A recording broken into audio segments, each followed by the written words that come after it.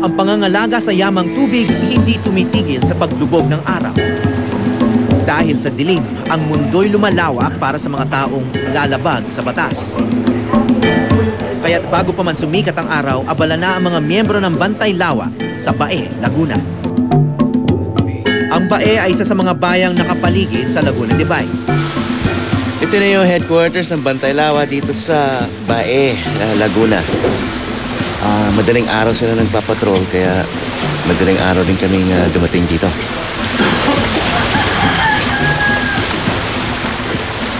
So, para pala kayong, paniki, gabi kayo gising.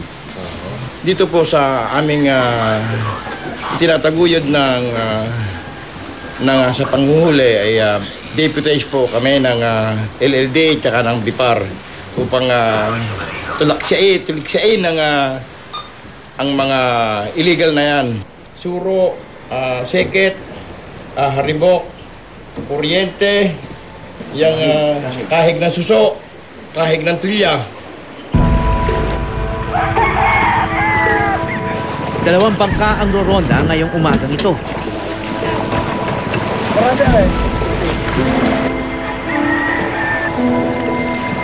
Actually, ang nangyayari kasi, basta nakita ang speedboat, itong pangka na. Alam na nila.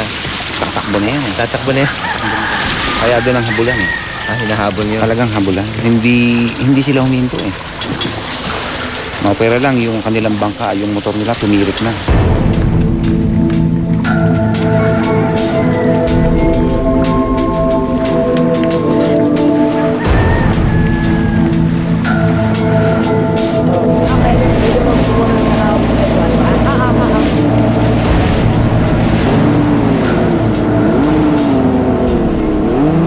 Yun. Kita mo yung Saan? Pulo.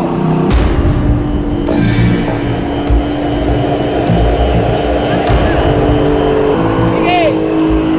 Hoy! Sige! Sige! Sige!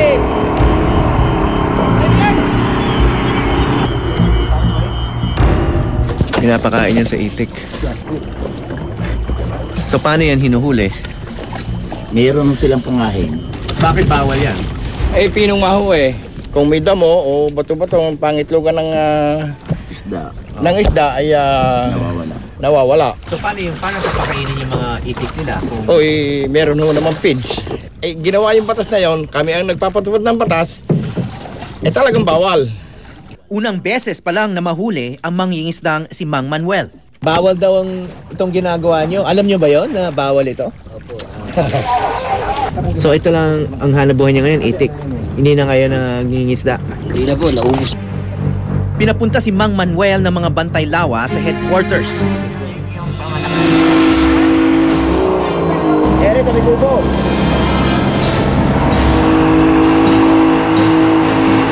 Sa di kalayuan, may namataan din ang ikalawang grupo ng mga tanod na nagro-ronda. Go!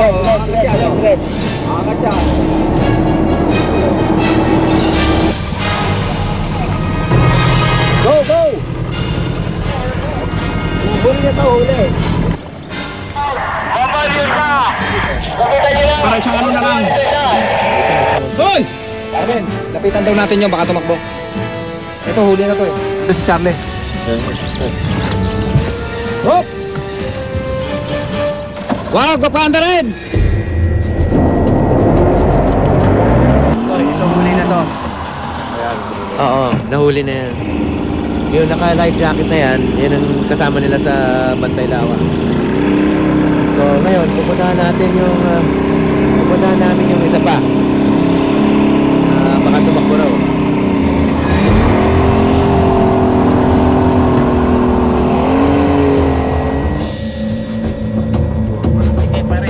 Tatlong bangka ang kanilang nahuli, pawang mga taga Victoria, Laguna, ang bayang nakilala dahil sa industriya ng itik. Mga first-timer at isang suki na. Ito ba yung nahuli natin ang huli? Oh, yan. Yan. Hindi talaga makulit to, wala nakatigil-tigil kami. Paulit-ulit na lang. Dahil unang beses pa lang nahuhuli si Norlito at ang mag-amang Felix at Placido, hindi alam kung ano ang kanilang kaso. Hindi mo siya sabi. Wala kami gagawin sa buwan. Wala mo kami makain. Kaya tayo ba kayo nahuli? Oo. Okay. Magkakaroon lang tayo ng arrangement doon. Pipirma kayo. Charlie, kami lalaot kami. Dali mo itong tatlo sa headquarters. Andun sila kapitong.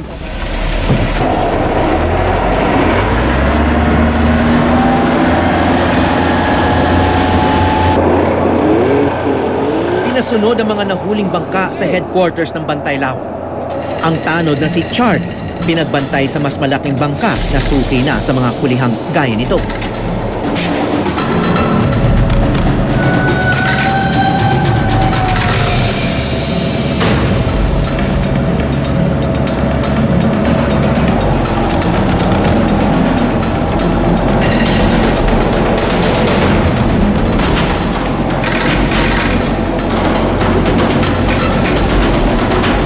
Pagdating ng grupo sa headquarters, naisahan na pala sila. Nako, si Charlie. Patulog-tulog sa pangsitan. Ano ba?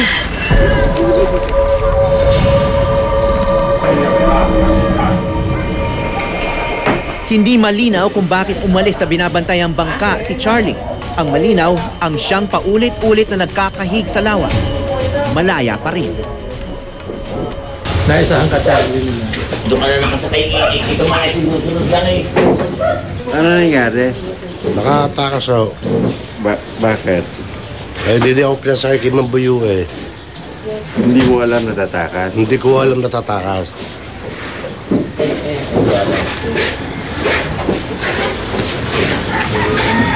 Eh, paano yan? Ah, wala, hindi. Sa susunod na lang ko sila. Yung malalaki daw, malamang tinimbrehan daw na nandyan sila. Ang haba ho. Placido? Dahil first offense, kukumpiskahin lamang ang mga huli at kagamitang pangkahig nila Norlito. Nagbibigay pa sila ng itik. Bawal naman, kasi tapat namin. Bawal, inuhuli rin kami. Sila namimigay ng itik, yung pamahalaan? Oo, mayor. Wala bang ibang pagkain ng itik? Ay, picture naman, pagkakukulong pins, malulugi ho naman. Ay, kung ganyan sila, di itigil na natin pag-iitik sa Victoria. Ay, saan ko kami kukuha ng kakahigi? Nasa tapat na nga namin, hinuhuli.